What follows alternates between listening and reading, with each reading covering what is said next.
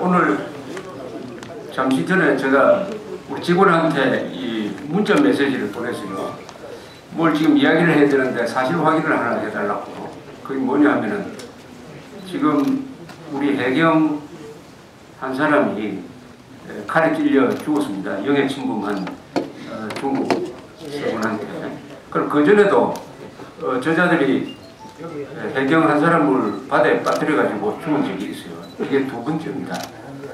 그런데 말하자면 국상이 난 거죠. 국상이. 이명박 대통령은 뭘 하겠다고 예고를 했느냐. 내일 오후에 법륜이라는 정치 성녀를 청와대로 불러가지고 콘서트를 하고 강연을 듣기로 했대요. 그래서 이게 11일에 발표됐기 때문에 지금 좀 취소됐지 않겠느냐 해서 물었더니 그대로 한다고요. 대통령 실장이라는 자가 그렇게 해놓고 나갔답니다. 임태희라는 사람. 법륜이라는 사람 잘 아십니까? 잘 모릅니다. 이 사람은 가게에 문제가 있어요. 그러나 가게의 문제는 본인 문제는 아니지만 그건 생략하고 한 총련을 합법화해야 된다. 김정일이 친위대 한 총련을 합법화해야 된다고 주장하는 사람이에요. 또 연방제 통일을 지지하는 사람. 그 다음에 요새 안철수라는 사람의 요새 어려운 말로 멘토라고 하고 쉬운 말로 하면 후견자 역할을 하면서 곳곳에 돌아다니면서 정치 연설을 하고 있습니다. 정치 승려죠. 한국 역사에서 승려가 나라를 만든 경우가 고려에 신돈이라고 썼죠. 신돈. 목사든 승려든 정치를 노골적으로 해서는 안 되죠. 그것은 양립할 수가 없습니다. 둘 중에 하나를 버려야 돼요. 그런데 이런 자를 청와대로 모셔가지고 지금 강연을 듣겠다. 이 판국에 이 이명박이라는 사람은 도대체 어떻게 된 사람이냐. 이런 사람을 정확하게 진단하는 말이 하나 있죠. 개념 없는 사람이다. 왜 개념이 없느냐? 이념이 없기 때문입니다. 이념이 없으면 개념이 없어져요. 우리 정치 역사상 최악의 망언이 하나 있어요. 망언이 김영삼이가 취임할 때 민족은 이념과 도면보다 앞서는 것입니다 해가지고 김일성을 아주 즐겁게 한 그 연설. 그래서 좌파 숙주가 되었습니다. 2008년 2월에 이명박 씨가 대통령이 되면서 이념의 시대는 끝났다. 그래서 보수를 팔아먹어버렸습니다.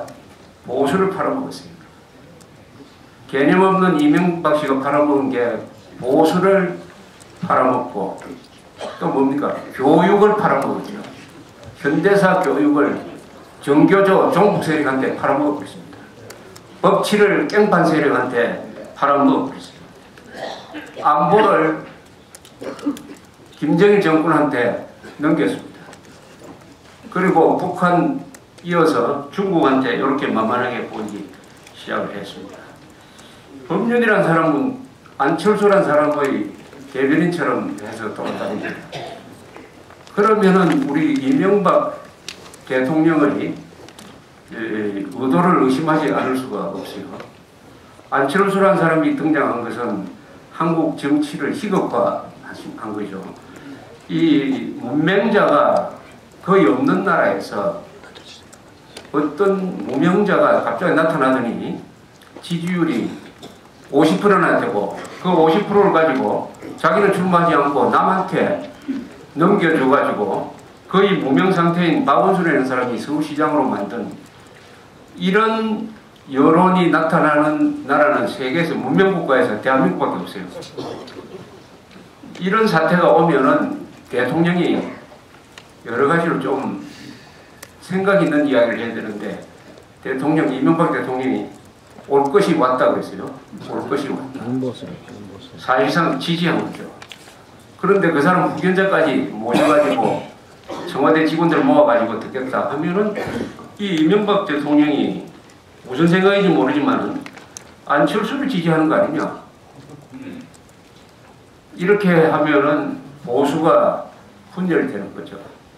이명박 대통령이 박근혜 씨에 대해서 유감이 많다는 것은 우리가 알고 있고 충분히 이해할 수 있는 면도 있어요.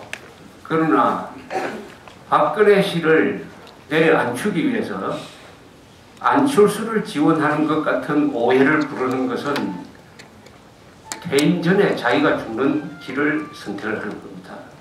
저는 이명박 대통령이 지금까지 해온 것만으로도 역사에 많은 공과 과를 남겼어요. 그러나 앞으로 자기가 살기 위해서 박근혜 씨 말고 다른 사람을 지원해가지고 보수를 분열시키는데 그 방법으로서 좌파에 투항한다. 이런 사태가 나지 않을까 매우 걱정이 됩니다.